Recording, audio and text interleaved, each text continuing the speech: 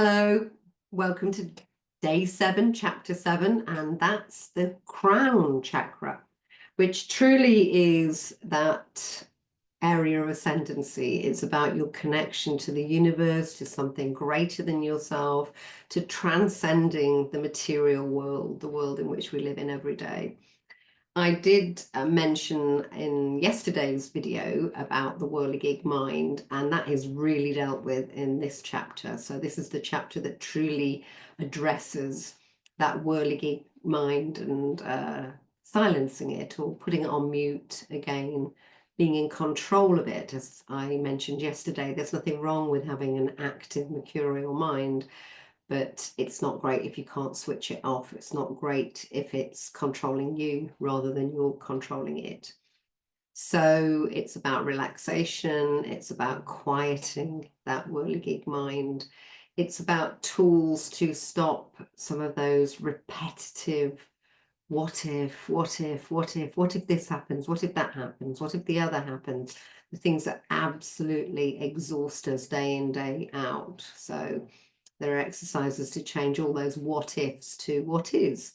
So instead of, what if this happens, or what if I'm late for this, or what if that doesn't, what if it's not a success? It's like, what is the likelihood? What is really happening here? What is the one thing I can do now, this moment, to make it better or to take a step in the right direction?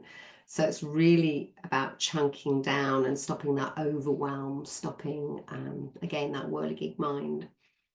And again, we revisit redefining your values, what really works for you. And that includes a redefinition of what is success.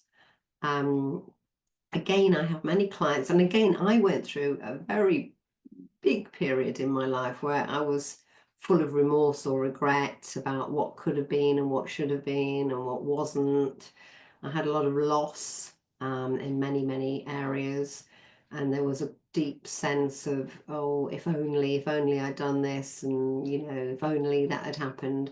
All those what we call sliding doors moments. There's a movie called Sliding Doors, and it's really ultimately about getting on the tube at that stop, and not because the sliding doors stop you, and how your life can pivot on that one moment, that moment you did get on the train or you didn't get on the train, or you missed that bus or you didn't miss that bus, or you went to work that day or you didn't, or you went on that date and met that person who then turned out to be your lifelong partner, or you didn't.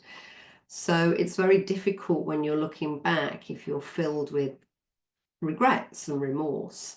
So it's really about redefining where you're at and redefining what success is, because success is way more than the big house you maybe once had and don't have anymore. Success is more than maybe the marriage you had and don't have anymore. Success is about much more than that, as I mentioned earlier with the 5 F's, about what is truly wealthy, what makes you wealthy, the faith in yourself and something greater, the fitness of body and mind, the friends, family, your tribe, your connections, the people you're connected to, your fitness, so faith, fitness, friends, finance, or fitness is worth mentioning twice, finance, so being in flow, providing, having enough, having reciprocity, so for your skills and what you do, being rewarded for it, and not being afraid to ask for what your worth is all about and speak up.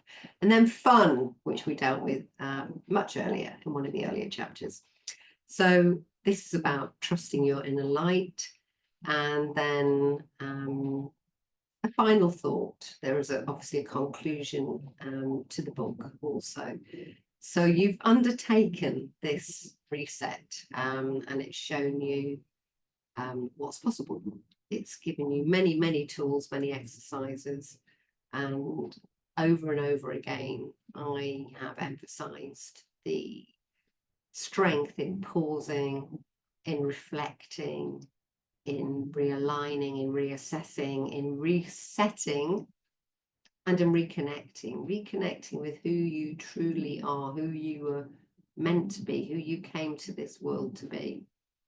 And then it's really about moving beyond that and going beyond what you've even dared to imagine, being in flow, being at one with everything, which is exactly what aligning all of your chakras is about. And it's exactly what I'm about. So I have poured my wisdom, poured my heart, poured my knowledge into this book. I trust you've enjoyed it. Again, I encourage you to undertake weekly reflections, monthly reflections, to revisit the exercises and say after me, my reset mindset allows me to thrive. So you've reset mindset, you've reset many of your values, you've aligned, and your reset mindset will now allow you to thrive. That's great. I'm very happy to gift that to you. I hope you've enjoyed the week. Don't hesitate to be in touch. I'd love to get feedback. And I'm Rosalind Palmer, and you have just reset your life in 7 days.